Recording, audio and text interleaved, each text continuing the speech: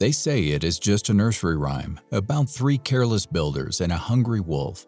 But the story that shaped your childhood is stranger, older, and much darker than the cartoon you remember.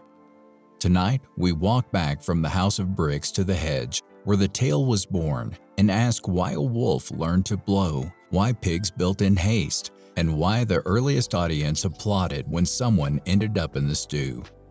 If you love deep dives into the real history behind familiar myths, hit subscribe now and stay with us to the end so you won't miss the details most versions leave out. Most people's memory begins with the 1933 Disney short, with its jaunty chorus of "Who's Afraid of the Big Bad Wolf?", two musical pig brothers who would rather dance than work, and a third called Practical Pig who lays brick while the others giggle.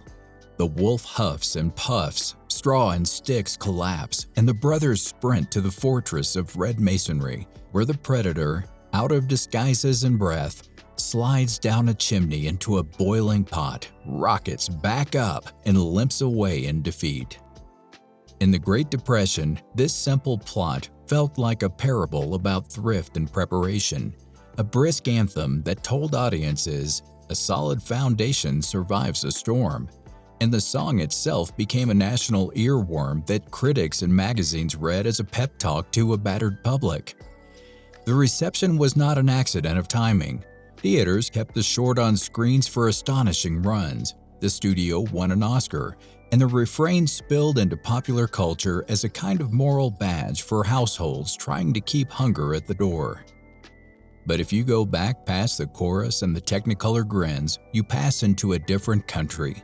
One where the moral is not work hard and win, so much as win or you are meat.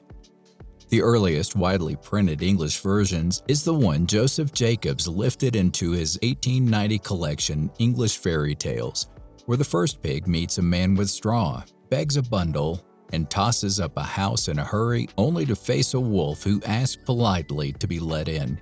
Receives the infamous refusal, "No, no, not by the hair of my chinny chin chin," huffs once, blows the place flat, and eats the little builder without sentiment. The second pig repeats the mistake with sticks and is eaten just as quickly. Only the third, whose house is brick not because he is morally superior, but because he happens to meet a man with bricks, turns the stalker into supper. He outwits the wolf by agreeing to joint outings to pull turnips at 6, to pick apples at 5, and to visit a fair that afternoon. Then always going an hour early, sprinting home with his prize while the wolf arrives flustered and late. In the last scene, the predator tries the chimney and drops feet first into a lidded pot. The pig clamps the lid, boils him down, and eats him for dinner. The lesson is not a Protestant work ethic with a chorus. It's a killer's calculus where timing, cunning, and a good lid keep you from being digested. Scholars file that plot under Arne Thompson Uther Type 124, The Wolf and the Three Little Pigs. When the folklorists line up the variants, you see the scaffolding beneath the Disney paint. The three materials sequence is stable. The mock polite exchange at the door is stable. The predatory blow that turns houses into hay is stable, and the ending, more often than not, is lethal rather than cute. In many printings, the wolf dies in a boiling cauldron, and the survivor feasts, and in others, rustic details proliferate. The early morning turnip raid, the apple tree trick, the fairground purchase of a butter churn that rolls downhill like a barrel and scares the wolf into a stumble. Those odd errands make sense when you picture a rural audience that knew the feel of cold dawns and market days. They are proof that the hero wins by knowing the land and the timetable better than the thing that wants to eat him. So how did a cannibal ending melt into a moral cartoon on a human tune? Walt Disney's studio was building its Silly Symphonies line as a laboratory for gags, music, and character animations. And the pigs, one lazy, one giggly, one prudent, gave animators a triangle of types the audience could read at a glance. The short won the 1934 Academy Award for Best Animated Short, ran for months in New York and beyond, and the song "Who's Afraid of the Big Bad Wolf" leapt from theater to living rooms as a cheery dare to the times. Whether or not the studio intended a broad social allegory, newspapers and magazines treated the brick house as a symbol of savings and the wolf as fear itself. And the cartoon's afterlife created sequels, sheet music, and a long shadow that still colors how people expect the story to end. When you strip the modern gloss and hold the old bones in your hands, you can ask better questions about why the pieces are there. Why blowing? Why straw and sticks before brick? Why the chimney? Folklore lets the wolf carry traits from other beasts.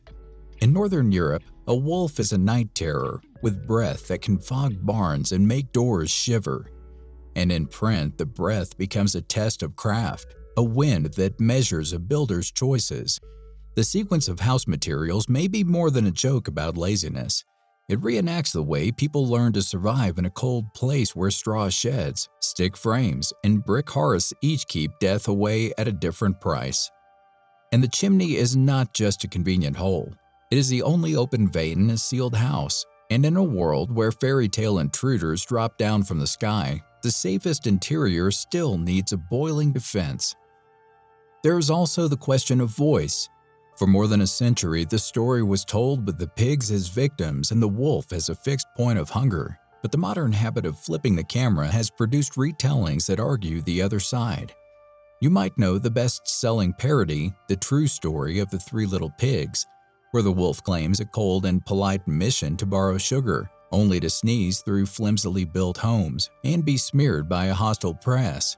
It is a joke for children, but it is also a reminder that even the simplest fable is a courtroom with missing evidence. Take a step farther into the woods, and you find even darker reconstructions that ask what a predator might be protecting if the pigs are not the innocents they claim. Picture a forest at the edge of a cleared land where the pigs have burned a stand of trees to clear space for their first shelter, where a litter of wolf pups suffocates in the smoke, or where the survivor's long breath is a learned weapon shaped by grief and ash. Imagine the oldest pig as a trapper who strings wire and digs pits to keep predators off the stubble. A builder whose brick house is not a home as much as a bunker with a smoke shelf and a ladder ready to be kicked. And suddenly the huffing and puffing looks like a test of a fortress's seal rather than a cheap gag.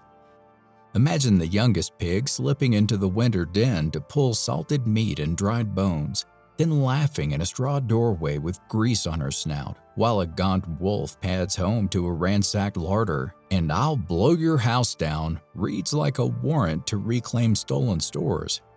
Imagine a snare that catches a juvenile wolf, a panicked struggle, and a body left near the path, and the adult that follows scratched marks and broken brush to 3 new shelters thrown up in a hurry by animals who smell like blood and fire. In that telling, the straw and stick huts are not laziness, they are field hideouts. The first 2 safe houses on a moving line, and the brick cube is the last barricade before the river. You could even go full back and say the pigs were fleeing a human crime, a murdered farmer behind them, and the wolf is a thin gray ribbon of law that keeps the forest from burning and the small from being eaten by the bold. None of these turns appear in 19th century printing, but they expose the gears that make the fable work: territory, vengeance, winter hunger, and the cold fact that a house is only a story about one who gets to live inside it. What does the record actually show beyond speculation? It shows that children once heard the first 2 pigs die without apology, and that the survivor's boiling pot was not an accident. It shows that a rustic itinerary, turnips at dawn, apples at daybreak, a churn bought at the fair, was not comic filler, but a survival plan. It shows that as print culture softened the edges for parlors and classrooms, the wolf grew clumsy and the pig grew prudent. It shows that by the 20th century, audiences preferred a tune to a stew and a sing-along to a lid slammed on a skull. The tale type lives because it carries clean images anyone can stand in the mind: a stalker, 3 thresholds, a breath, a fire, and because it can accept new motives without losing its rhythm. A moralist can turn it into a parable about diligence. A satirist can make it about media. A horror writer can make it about arson and revenge. and a folklorist can still point to the earliest print and say that what people used to cheer was not a work ethic, but a kill made cleanly in a kitchen. It is also worth keeping one eye on how the cartoon framed character. Disney's two musical pigs mock the one who works, then run to him when the wind arrives. And the comedy lands because many of us have been one of those three siblings at different times. Yet the short avoids the pits where the oldest tales screamed, and the pot scene is all splash and comic steam. No one eats anyone, and the credits rise to a tune you can hum on the walk home. Even Disney's own promotional machine leaned into that optimism, selling records and sheet music and a picture of a world where proper brickwork keeps wolves outside, which was exactly the lie a battered economy needed to hear to make it through another winter. The older story does not offer that comfort. It says there is always a wolf, and if you survive, you will be asked what you did with the body. So where does that leave the truth behind these three houses on a hill? It leaves us with a small, sharp story about breath and shelter that has been polished by a century of reprints and a generation of cartoons. And it leaves us with a set of images that hold, whether you read the pigs as saints or thieves. A straw lean-to is a promise you cannot keep. A stick frame is a hope in wind. A brick cube is the sound of a bar falling into a hasp. A knock is always coming. If you build with a plan for the worst thing that can enter your house, because the wolf only needs one opening, and history only asks whether you thought about the chimney. If this kind of myth surgery is your thing, and you want more hidden histories of familiar tales, tap subscribe so the next one finds you. Drop a like to help this reach the people who grew up on the same stories. And tell us in the comments whether you think the wolf ever had a case, or if the pigs were always exactly what they seemed.